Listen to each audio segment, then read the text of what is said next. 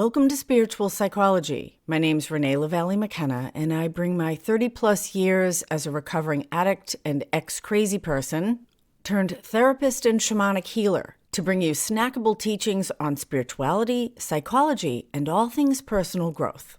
And today I want to talk about the demon of depression. According to the World Health Organization, 300 million people worldwide suffer from depression, and it's the leading cause of disability on Earth. My own experience of depression was like a thick, heavy blanket that covered my life.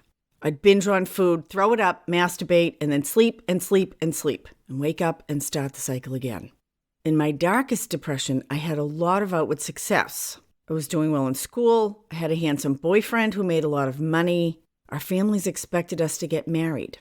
My physical needs were taken care of, and my future looked good on paper. When I was out in the world, I put on a happy face. Inside, however, I hated my life. I felt nothing but guilt, shame, and resentment. I thought I should be happy, but there seemed nothing to be happy about. We live in a culture that's primarily outwardly focused.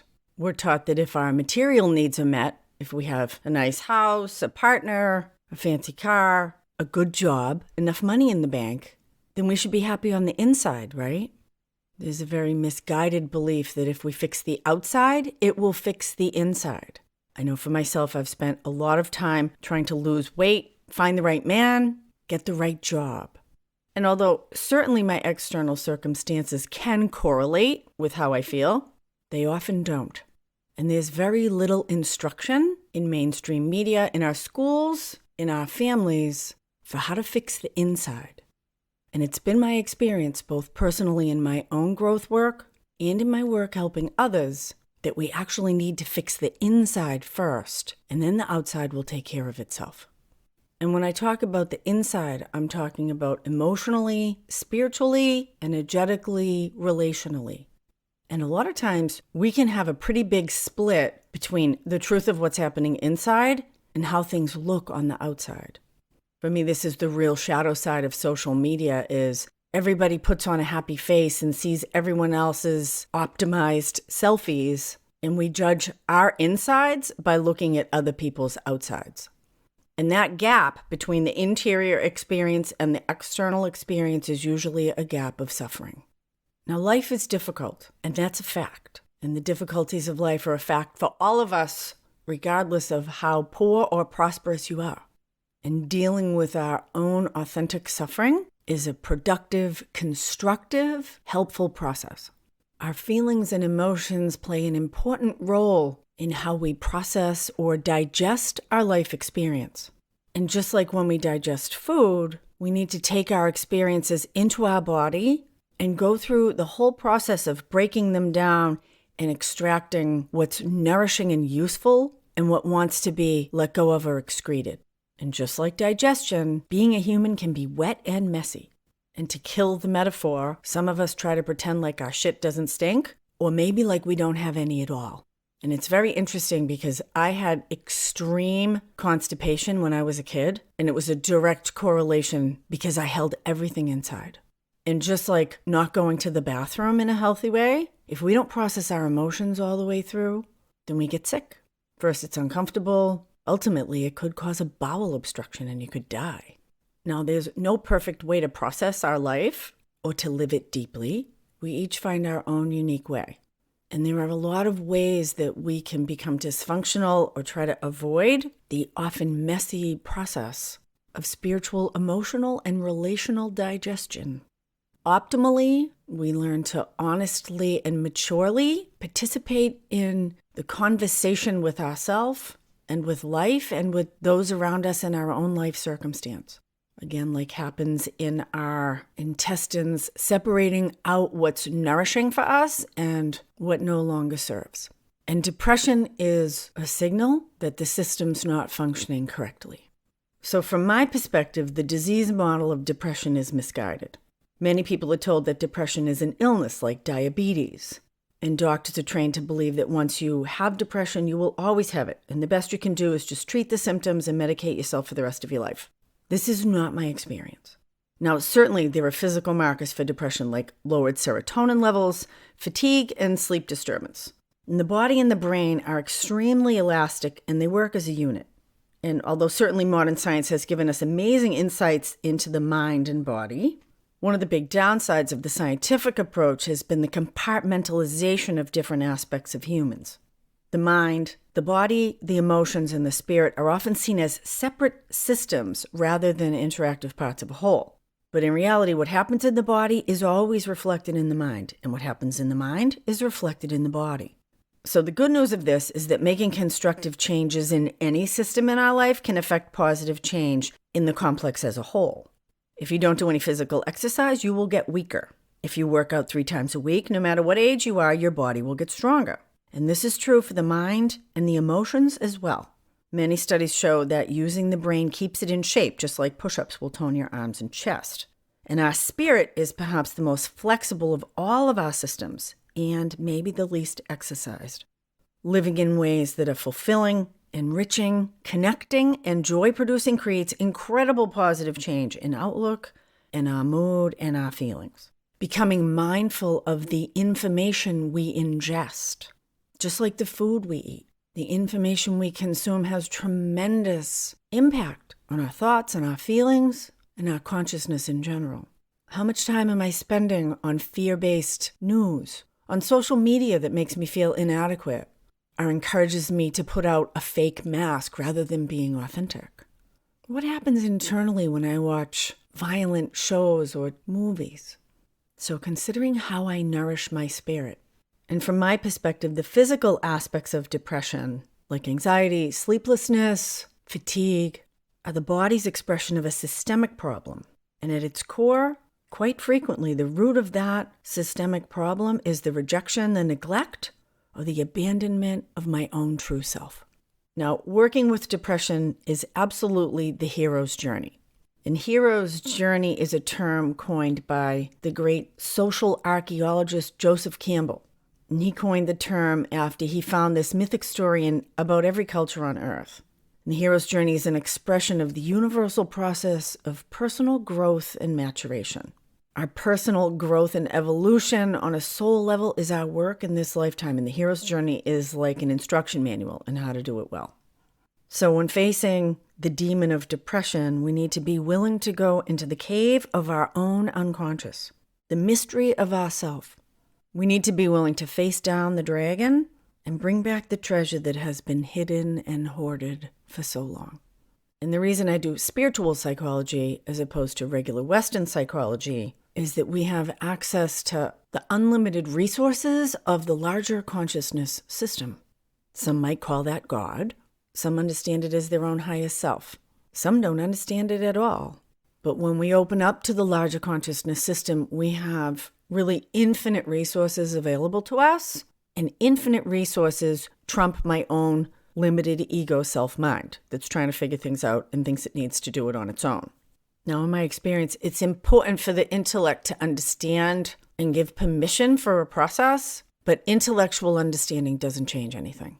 It's like talking about taking a shower.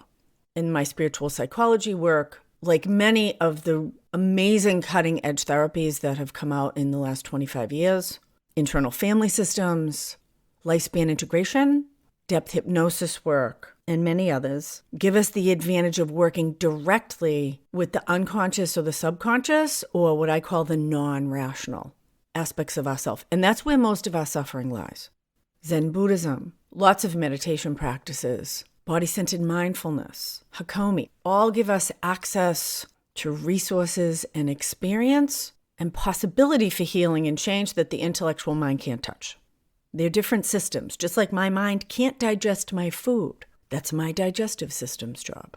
And in a lot of these modalities, we're working with what I call the active imagination, which is like a bridge between our rational mind and these non-rational systems. And the advantage of this is that when we can take these non-physical beliefs, feelings, and experiences and concretize them or make them concrete, then we can work with them directly in really powerful ways. And we can do this with depression as well. So there are a lot of ways to understand the energy of depression. From a spiritual psychology perspective, it's often a protective energetic formation, which at some point was attempting to keep the authentic self from harm.